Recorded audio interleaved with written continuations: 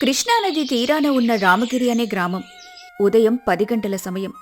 ఊరి రచ్చబండ దగ్గర పంచాయతీ జరుగుతోంది. ధర్మారావు గారు పెద్ద అరుగు మీద కూర్చున్నారు.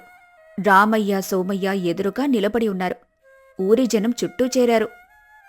ఏరా రామయ్య, మీ నాన్నగారు పోయాక మీ అన్నదమ్ముల మధ్య సఖ్యత ఉండాలి కాని ఇలా ఆస్తి పంపకాల కోసం రచ్చకెక్కడం బాగోలేదు. ఊర్లో అందరూ మీ గురించే మాట్లాడుకుంటున్నారు. ధర్మారావు గారు, సఖ్యత మాట దేవుడెరుగు. ముందు న్యాయం జరగాలి. అన్నయ్య పెద్దవాడు అని మొత్తం ఆస్తంతా తనకి కావాలంటున్నాడు. నాకేమో ఆ గుట్టలు రాళ్ళు ఇస్తాడట. ఇది న్యాయమేనా? నాకు 2 పిల్లలున్నారు. వాళ్ళ భవిష్యత్ ఏం కావాలి? అయ్యో తమ్ముడు, నేనెప్పుడూ అలా అనలేదు కదరా. నాన్న సంపాదించిన ఆస్తిని సమానంగా పంచుకుందామన్నాను. నువ్వే కదా ఆ మాగాని భూమి కావాలని పట్టుబట్టావు. నా పిల్లలకు మంచి భవిష్యత్తు కావాలి, నాకు సారవంతమైన భూమే కావాలి అని నువ్వే కదా గొడవ చేశావు. చూసారా ఎంత అమాయకంగా మాట్లాడుతున్నాడో. మాగాని భూమి ఒక్కటే కాదు కదా ఉన్నది, ఆ రాళ్ల పొలం కూడా ఉంది కదా. అది అన్నయ్య తీసుకుంటే నేను మాగాని తీసుకుంటాను. భూమి వైశాల్యంలో 2 సమానమే కదా. 5 ఎకరాలు 5 ఎకరాలు. ఒరేయ్ సోమయ్య, అది సమానం ఎలా అవుతుందిరా? మాగాని భూమి అంటే బంగారం లాంటిది. ఏ పంట వేసినా పండుతుంది. ఆ రాళ్ల పొలం పేరుకే 5 ఎకరాలు కాని అందులో గడ్డి పరక కూడా మొలవదు. మొత్తం నల్ల బండరాళ్ళు. నాగలి పెడితే విరిగిపోతుంది. అది రామయ్యకు అంటగట్టడం ధర్మం కాదు. కనీసం మాగానిలో సగం అన్నయ్యకి ఇవ్వు. అమ్మో, కుదరదు. మాగానిని ముక్కలు చేస్తే సాగుకు పనికిరాదు. అయితే ఆ రాళ్ల పొలమే నన్ను తీసుకోమంటారా? నా వల్ల కాదు. నాకు పెళ్ళాం, పిల్లలు ఉన్నారు. వాళ్ళని పోషించుకోవాలి. అన్నయ్యకి ఇంకా పిల్లలు లేరు కదా. తను ఎలాగైనా బతుకుతాడు. ఆయనకా బంజరు భూమే సరిపోతుంది. సోమయ్య మాటలు రామయ్య గుండెలో ముల్లులా దిగాయి. లక్ష్మమ్మ కళ్లల్లో నీళ్లు తిరిగాయి. ఆ మాట విని ఊరి జనం కూడా చీకొట్టారు. సోమయ్య భార్య గౌరమ్మ మాత్రం విజయగర్వంతో నవ్వుకుంటోంది. రామయ్య కన్నీళ్లు ఆపుకుంటూ, ధర్మారావు గారు, తమ్ముడు అంత మాట నాకు ఇంకేముంది. వాడికి నా మీద ప్రేమే లేనప్పుడు ఆ ఆస్తి కోసం నేను గొడవపడడం ఎందుకు? వాడికి ఇష్టం వచ్చినట్టే కానివ్వండి. ఆ మాగాని భూమి వాడికే రాసివ్వండి. ఆ రాళ్ల పొలం, ఆ బంజరు భూమి నాకే ఇవ్వండి. నా కష్టమే నాకు ఆస్తి. నా రెక్కల కష్టంతోనే బతుకుతాను.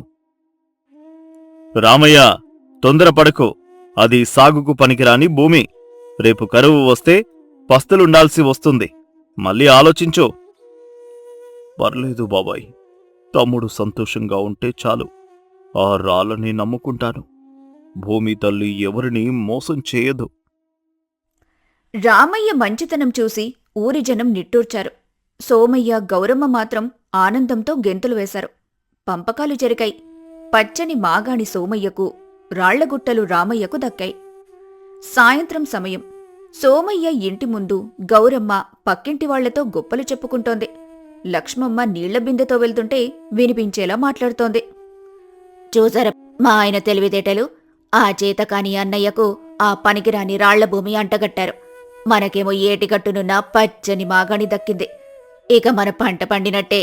వచ్చే ఏడాదికి మన ఇల్లు బంగారం లాంటి ధాన్యంతో నిండిపోతుంది. ఆ రామయ్య, లక్ష్మమ్మ ఆ రాళ్లని కొరుక్కుని తినాల్సిందే. పాపం, వాళ్లకు పిల్లలు లేరు.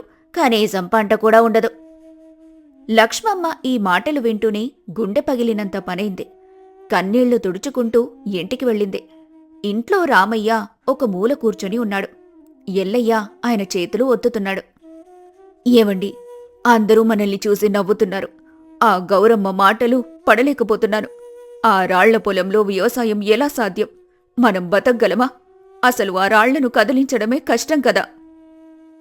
లక్ష్మి, ఏడవకు. మనుషులు నవ్వుతారు, కాని కాలం ఎప్పుడూ ఒకేలా ఉండదు. భూమి తల్లి ఎప్పుడూ తన బిడ్డల్ని ఆకలితో ఉంచదు. ఆ భూమి నిండా రాళ్లున్నాయని అందరూ అంటున్నారు, కాని ఆ రాళ్ల కింద ఉన్న మట్టిని ఎవరూ చూడడం లేదు. మనం కష్టపడతాం. రాత్రి పగలు తేడా లేకుండా పనిచేద్దాం.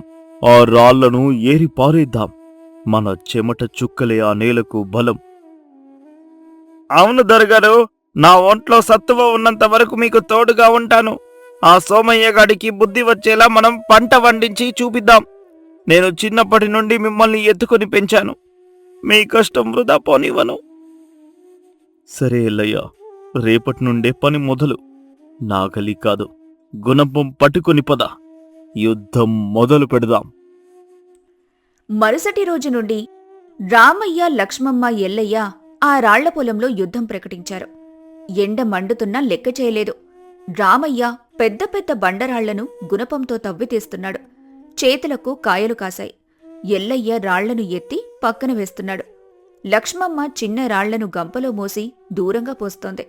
ఆమె చీర చిరిగిపోయింది, కాని పని ఆపలేదు. ఒక వారం గడిచింది. పొలం గట్టున పెద్ద రాళ్లగుట్ట తయారైంది. కాని పొలం ఇంకా రాళ్లతోనే ఉంది. దారిన పోయే సోమయ్య, అతని వర్తకుడు వీరభద్ర అక్కడ ఆగి నవ్వారు. యారో రామయ్య, ఏంటిది? వ్యవసాయం చేస్తున్నావా లేక ఇల్లు కడుతున్నావా? కోటలు కడుతున్నావా? ఇన్ని రాళ్లున్నాయి, వీటిని ఏరితే పంటప్పుడు వేస్తావు. వచ్చే జన్మలోనా? నీ పిచ్చి కాని, ఈ పొలం ఎప్పటికీ బాగుపడదు. వదిలేయండి వీరభద్ర గారు, అన్నయ్యకు పిచ్చి పట్టింది. ఆ రాళ్లను చూసి బంగారం అనుకుంటున్నాడు. నా పొలంలో అప్పుడే నాట్లు పూర్తయ్యాయి. వరి పైరు గాలికి ఊగుతోంది. వీడు మాత్రం ఇంకా రాళ్ళు మోస్తున్నాడు. చూస్తుంటే జాలేస్తుంది. రామయ్య చెమట తుడుచుకుంటూ ఆయాసపడుతూ, నవ్వండిరా, నవ్వండి. కష్టపడేవాడిని చూసి నవ్వడం లోక సహజం. ఈ రాళ్లే రేపు నాకు అన్నం పెడతాయేమో ఎవరికి తెలుసు. కష్టపడేవాడికి దేవుడు తోడుంటాడు. అన్నం పెడతాయా? అయితే ఆ రాళ్ళనే వండుకొని తిను. పదండి వీరభద్ర గారు, మనం పట్నం వెళ్ళి కొత్త ఎరువులు తెద్దాం. నా పంట ఈసారి ఊరు మొత్తం చెప్పుకునేలా ఉంటుంది. వాళ్లు వెళ్లిపోయాక లక్ష్మమ్మ నీరసంగా కూర్చుండిపోయింది. ఆమె చేతులు వణికిపోతున్నాయి. ఏమండి, వాళ్లన్నది నిజమేనేమో. ఒక వారం కష్టపడ్డం, కాని 10వ వంతు కూడా అవ్వలేదు. నా చేతులు బొబ్బలెక్కాయి. మీ నడుము విరిగిపోతుంది. నిన్న రాత్రి మీరు నిద్రలో కూడా రాయి రాయి అని కలవరిస్తున్నారు. ఇది సాధ్యమేనా? మనం ఈ పని ఆపేసి కూలి పనులకు వెళ్దామా? సాధ్యమే లక్ష్మి, అధైర్యపడకు. చూడు, ఆ రాళ్లను పక్కన పెడుతుంటే కింద నల్లరేగడి మట్టి కనిపిస్తోంది. ఇది చాలా బలమైన నేల. రాళ్లను దాటితేనే రత్నాలు దొరుకుతాయి. ఓపిక పట్టు, ఇంకొన్ని రోజులు. మన కష్టం వృధా పోదు. ఒక నెల గడిచింది. రామయ్య పొలం గట్టున రాళ్ల కుప్ప ఒక చిన్న కొండలా తయారైంది. రామయ్య సగం పొలాన్ని చదును చేశాడు. ఒకరోజు మధ్యాహ్నం ఒక గుర్రపు బండి ఆ దారిలో వచ్చింది. అందులో నుండి కోటయ్య అనే శిలావర్తకుడు దిగాడు. ఆయన పక్కన వీరభద్ర కూడా ఉన్నాడు. కోటయ్య పట్నంలో పెద్ద భవన నిర్మాణ నిపుణుడు. కోటయ్య గారు, అదండి పొలం. మా ఊరి పిచ్చి రైతు రామయ్యది. రాళ్లతో కుస్తీ పడుతున్నాడు. ఇక్కడ ఏం దొరుకుతుందని వచ్చాం? కోటయ్య ఆ రాళ్ల కుప్పను చూసి ఆశ్చర్యపోయాడు. దగ్గరికి వెళ్లి ఒక రాయిని చేతిలోకి తీసుకుని తన సంచిలో ఉన్న చిన్న సుత్తితో కొట్టి శబ్దం విన్నాడు. తర్వాత నీళ్లు చల్లి రంగు చూశాడు. ఆయన కళ్లల్లో మెరుపు మెరిసింది. కోటయ్య తనలో తాను ఇలా అనుకున్నాడు. ఇది ఇది కృష్ణశిల కదా, చాలా గట్టిది, అరుదైన రకం. దీనికి మెరుగు పెడితే అద్దంలా మెరుస్తుంది. ఇప్పుడు దీనికి పట్నంలో చాలా గిరాకీ ఉంది. కోటయ్య రామయ్య దగ్గరికి వెళ్ళాడు. రామయ్య మట్టిలో పనిచేస్తూ కనిపించాడు. ఏమయ్యా, ఈ రాళ్ళు నీ పొలంలోవా? అవును బాబుగారు, వ్యవసాయానికి అడ్డంగా ఉన్నాయని తీసి పక్కన పడేశాను. ఎవరికైనా ఇల్లు కట్టుకోవడానికి పనికొస్తాయేమో అని చూస్తున్నాను. ఎవరు కొనడం లేదు. ఉచితంగా తీసుకుపోమన్నా ఎవరు రావడం లేదు. మీకేమైనా అభ్యంతరమా? ఉచితంగానా? పిచ్చివాడా, ఇవి సామాన్యమైన రాళ్ళు కావు. పట్నంలో ఇప్పుడు పెద్ద ఆనకట్ట కడుతున్నారు. అలాగే పెద్ద పెద్ద గుడి గోపురాలకు, దూరదేశాలకు పంపించడానికి ఇలాంటి గట్టి రాళ్ళు కావాలి. ఇవి చాలా విలువైనవే. నిజమా బాబు? ఈ రాళ్లకు డబ్బులు వస్తాయా? నేను వీటిని పారేద్దామనుకున్నాను. డబ్బులు రావడమేంటే, లక్షలు వస్తాయి. ఈ కుప్ప మొత్తం నేను కొంటాను. బండికింత అని ధర ఇస్తాను. నీకు సమ్మతమేనా? రామయ్య, లక్ష్మమ్మ, ఎల్లయ్య ఒకరి ముఖాలొకరు చూసుకున్నారు. వాళ్ళు కలలో కూడా ఊహించని మాట అది. సోమయ్య, వీరభద్ర నోరెళ్లబెట్టారు. సోమయ్యకు గుండె ఆగినంత పనైంది. దాంతో కంగారుగా మధ్యలోకి దూరి, కోటయ్య గారు, ఆగండి. ఇది మా అన్నయ్య పొలమే గానే ఆస్తి పంపకాల్లో ఈ రాళ్ల గురించి మేం మాట్లాడుకోలేదు. ఈ రాళ్లలో నాకు వాటా కావాలి. అది మీ కుటుంబ గొడవలు, మీరే తేల్చుకోండి. కానీ చట్ట ప్రకారం భూమి ఎవరిదో అందులో ఉన్న సంపద వాళ్ళదే. ఈ రాళ్ళు రామయ్య గారివే. కోటయ్య గారు, మీరు తమాషా చేస్తున్నారు కదా. ఆ పనికిరాని రాళ్లకు డబ్బా. నీకు తెలియదు వీరభద్ర, ఇది కృష్ణశిల జాతికి చెందిన రాయి. రామయ్య, చెప్పో, ఈ మొత్తం రాయి నాకు అమ్మేస్తావా? నీకు ఇప్పుడే బయానా ఇస్తాను. అమ్మేస్తాను బాబు, మీ ఇష్టం. కాని ఒక్క షరతు. ఏంటే? ఈ రాళ్లను మీరే బండ్లలో ఎక్కించుకుని తీసుకుపోవాలి. నా పొలం మొత్తం ఖాళీ చేసి ఇవ్వాలి. అప్పుడు నేను వ్యవసాయం చేసుకోగలను. నాకు పొలం కావాలి, రాళ్ళు కాదు. తప్పకుండా నా మనుషులను పెట్టి రేపే మొత్తం ఖాళీ చేయిస్తాను.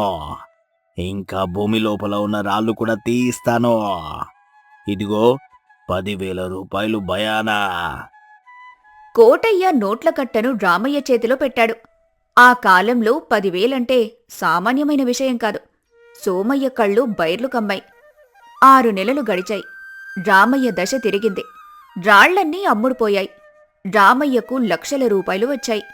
ఆ డబ్బుతో పొలాన్ని పూర్తిగా బాగు చేయించాడు. ఎరువులు వేశాడు. ఆ నల్లరేగడి నేలలో పత్తి పంట వేశాడు. రాళ్లు లేకపోవడంతో సారవంతమైన మట్టిలో పత్తి ఏపుగా పెరిగింది. పొలమంతా తెల్ల బంగారంతో మెరిసిపోతుంది. మరోపక్క సోమయ్య పరిస్థితి మరోలా ఉంది. వర్షాకాలం వచ్చింది. గోదావరికి భయంకరమైన వరదలు వచ్చాయి. సోమయ్య తీసుకున్న మాగాణి భూమి ఏటి ఒడ్డున ఉండటంతో వరద నీరు పొలంలోకి చేరింది. వేసిన వరి పంట మొత్తం నీట మునిగి కుళ్ళిపోయింది. ఇసుక మేట వేసింది. ఒకరోజు ఉదయం రామయ్య తన పత్తి పొలంలో నిలబడి ఉన్నాడు. పొలం కళకళ్లాడుతోంది. సోమయ్య దీనంగా గట్టుమీద కూర్చొని ఏడుస్తున్నాడు. బట్టలు మాసిపోయున్నాయి. రామయ్య తమ్ముణ్ణి చూసి పరుగున దగ్గరికి వెళ్ళాడు. సోమయ్య, ఎందుకురా ఏడుస్తున్నావు? ఏమైంది? అన్నయ్య, నా ఆశ అత్యాశ అయింది. మంచి భూమి అని మాగాని తీసుకున్నాను. కాని వరద వచ్చి సర్వం నాశనం చేసింది. ఇప్పుడు నాకు తినడానికి తిండి కూడా లేదు. చేతిలో చిల్లి గవ్వా లేదు. అప్పుల వాళ్ళు ఇంటి మీద పడుతున్నారు. నీకేమో ఆ రాళ్లే సిరిని కురిపించాయి. ఇప్పుడు ఈ పత్తి పంట చూస్తుంటే కళ్ళు చెదిరిపోతున్నాయి. నేను ఓడిపోయానన్నయ్యా. నా పిల్లలు ఆకలితో ఉన్నారు. గౌరమ్మ వచ్చి రామయ్య కాళ్లమీద పడింది కన్నీళ్లతో. బావగారు, మమ్మల్ని క్షమించండి. మిమ్మల్ని ఎంతగానో ఎగతాళి చేశాం. లక్ష్మక్కని మాటలన్నాను. దేవుడు మాకు బుద్ధి చెప్పాడు. మా బతుకు బండలైంది. మమ్మల్ని ఆదుకోండి. కష్టసుఖాలు ఎవరికైనా వస్తాయి. సోమయ్య, ఆ రోజు నువ్వు నాకు రాళ్ల పొలమిచ్చావని నేను బాధపడలేదు. దాన్ని సవాలుగా తీసుకున్నాను. కష్టపడ్డాను. ఆ కష్టమే ఆ రాళ్లలో ఉన్న విలువను బయటపెట్టింది. నీ భూమి మంచిదే, కాని ప్రకృతి కోపించింది. మనం అన్నదమ్ములం. నీ కష్టం నా కష్టమే. ఏమండి, గతం గతహ. గౌరమ్మ కూడా మారిపోయింది. ఇప్పుడు వాళ్ల పరిస్థితి బాగోలేదు. మన దగ్గరున్న దాంట్లో వాళ్లకు సాయం చేద్దాం. తప్పకుండా లక్ష్మి. ఒరేయ్ సోమయ్య, మనమంతా ఒకే రక్తం. నా ఆస్తి నీ ఆస్తి వేరు కాదు. ఈ సంవత్సరం నా పత్తి పంటలో వచ్చిన లాభంలో సగం నీకిస్తాను. ఆ డబ్బుతో నీ పొలాన్ని బాగు చేసుకో. మళ్ళీ పంట వేయి. నీ అప్పులు నేను తీరుస్తాను. అన్నయ్య, నువ్వు దేవుడివి. నిన్ను మోసం చేసి నేను ఆస్తి తీసుకున్నాను. నిన్ను రాళ్ల పొలంలోకి నెట్టేశాను. కాని నువ్వు మాత్రం నన్ను ఆదుకుంటున్నావు. నిజమైన ఆస్తి పొలాలు కాదు. నీలాంటి అన్నయ్య అని తెలుసుకున్నాను. ఇకపై నేను కూడా నీలాగే కష్టపడతాను. చూసారా సోమయ్య గారు, కష్టే ఫలి అని పెద్దలు ఊరికే అనలేదు. రామయ్య గారు చెమట చిందించారు కాబట్టే ఆ రాళ్ళు రత్నాలయ్యాయి. మీరు అతి తెలివితో సుఖపడాలనుకున్నారు, అందుకే దెబ్బతిన్నారు. ఇప్పుడైనా అన్నదమ్ములు కలిసి ఉండండి. బాగా చెప్పావురా ఎల్లయ్య. రామయ్య, నీ ఓర్పో, నీ కష్టం ఈ ఊరికే ఆదర్శం. ఒక బంజరు భూమిని బంగారం చేసిన గనుడివి నువ్వు.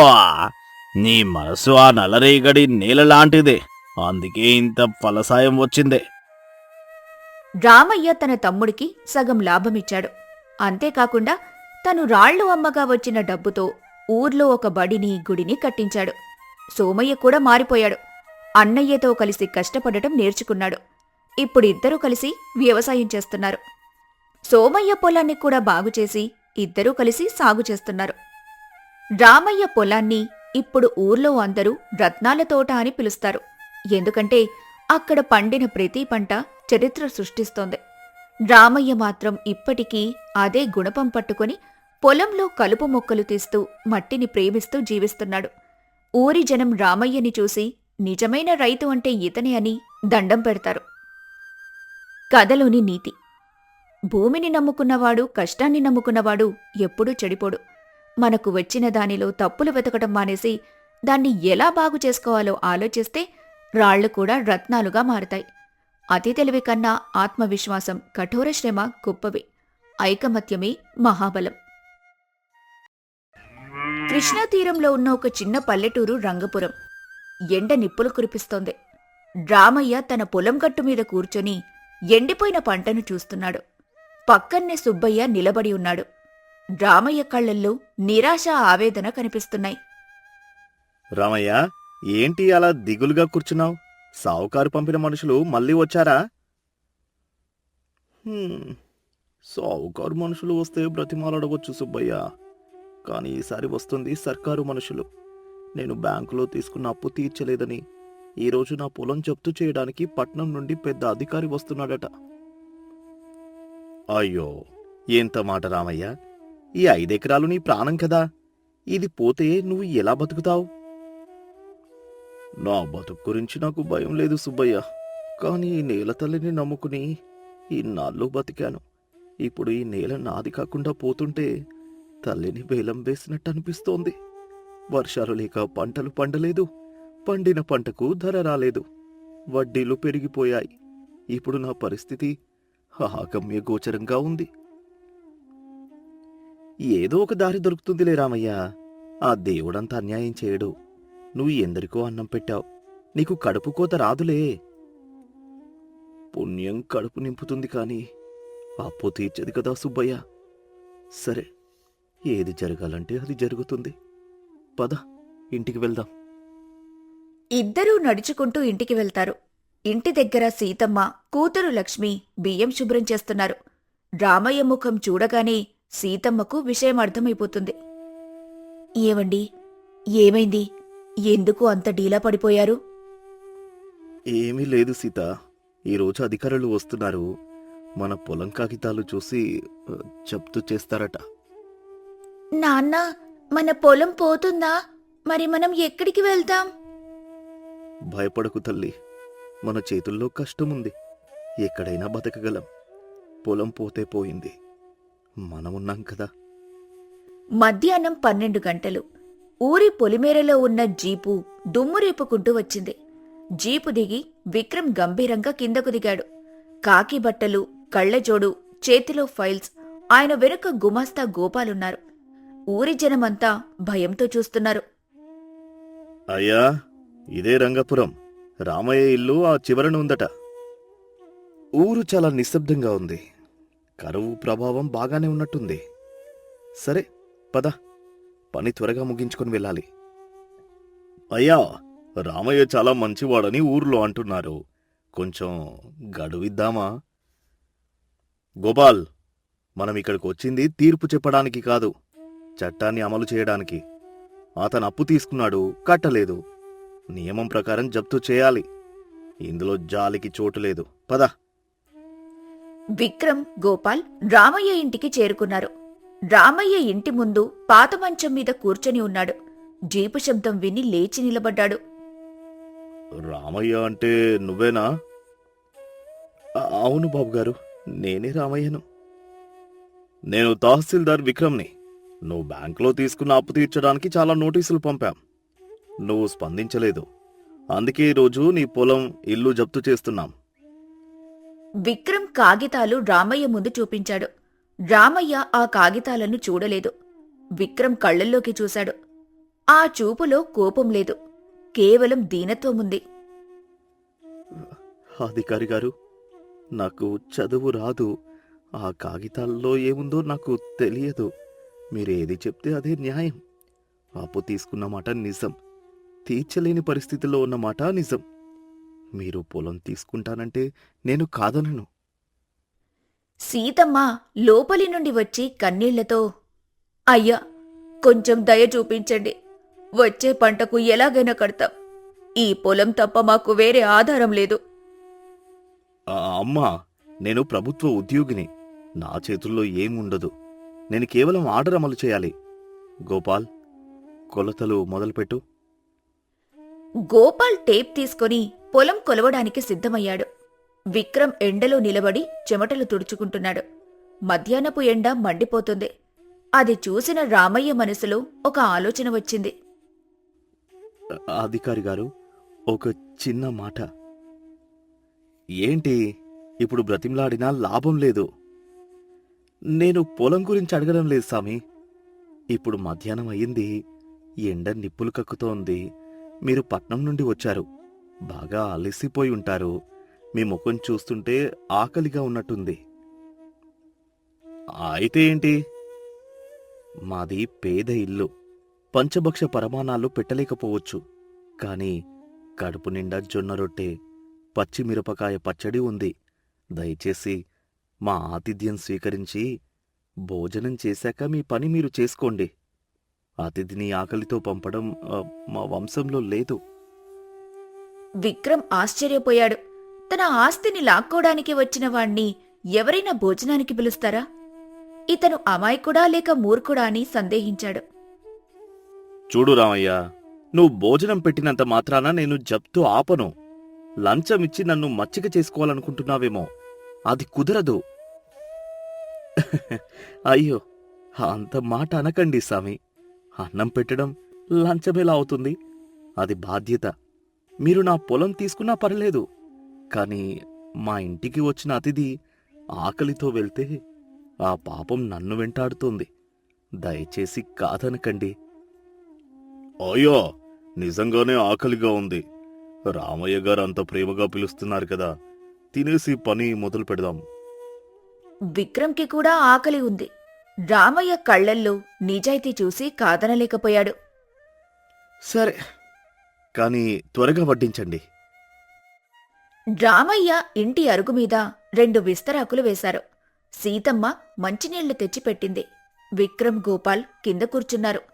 విక్రమ్కి అలవాటు లేకపోయినా ఇబ్బందిగా కింద కూర్చున్నాడు.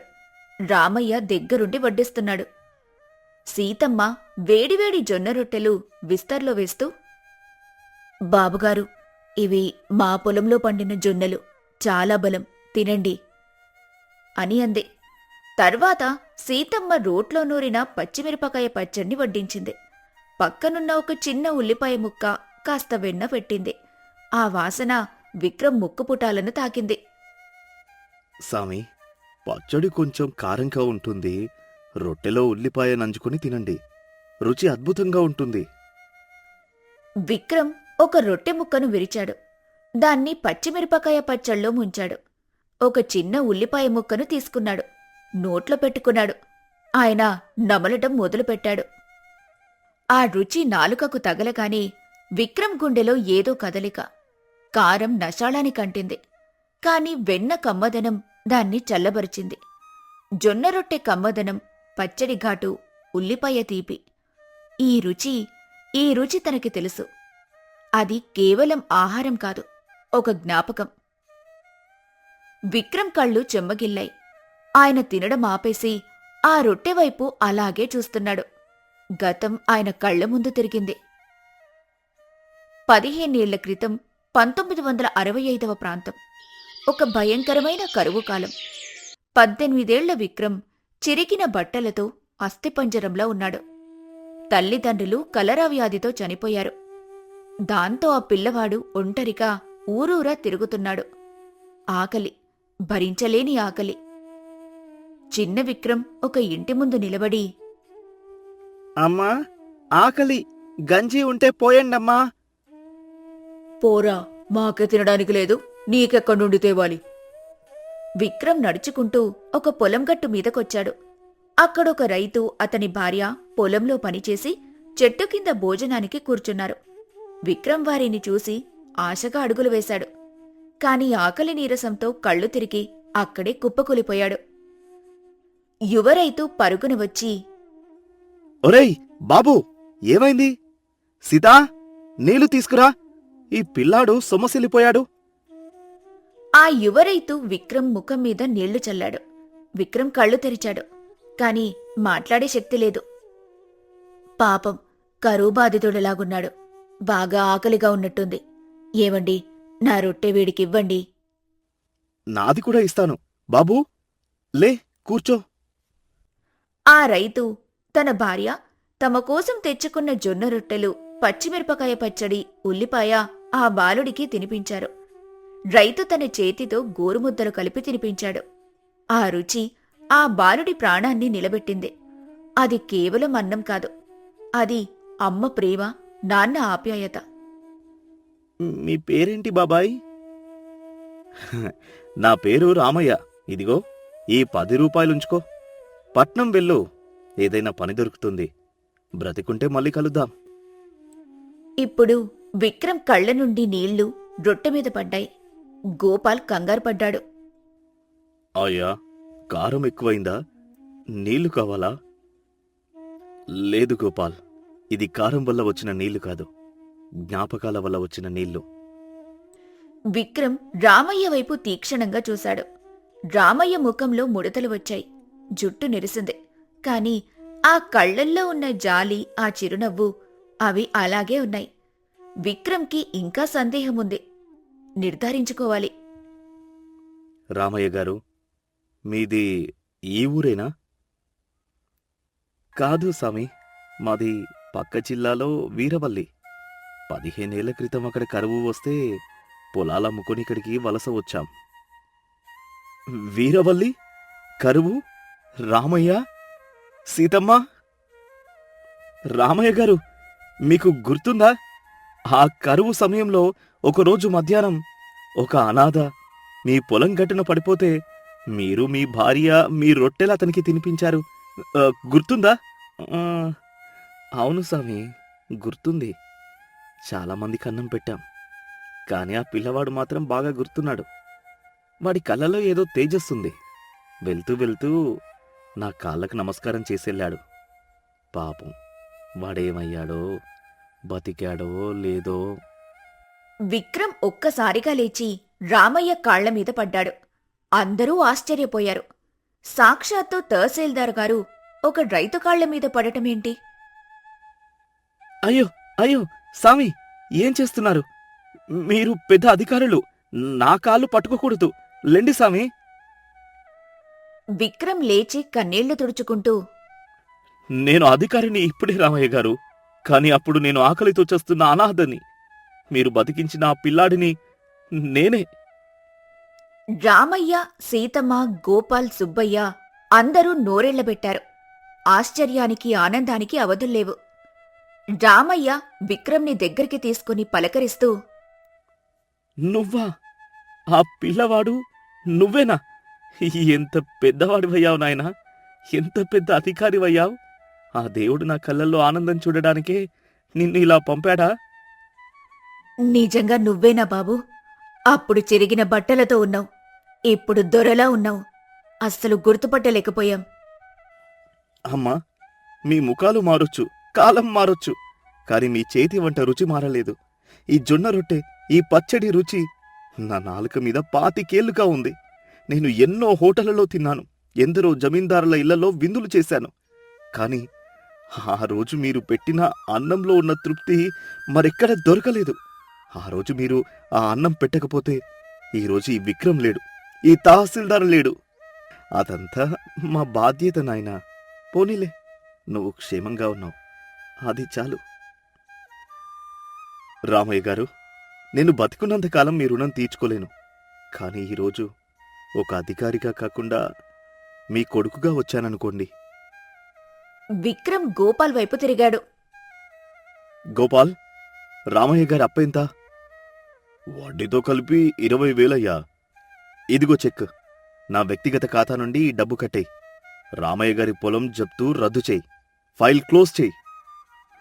అయ్యా, మీరు దేవుడయ్యా, వెంటనే చేస్తాను. వద్దు బాబు, వద్దు. అది చాలా పెద్ద మొత్తం. నువ్వు మా కోసమంత ఖర్చు పెట్టొద్దు. ప్రభుత్వంతో గొడవ వద్దు. డబ్బెంతైనా సంపాదించవచ్చు రామయ్య గారు, కాని ప్రాణం విలువ వెలకట్టలేం. మీరా రోజు నా ప్రాణం నిలబెట్టారు. దానికి వెల ఈ 20,000 కాదు. నా ఆస్తి మొత్తం ఇచ్చినా సరిపోదు. ఇది నేను మీకు ఇస్తున్న దానం కాదు, ఇది నా గురుదక్షిణ.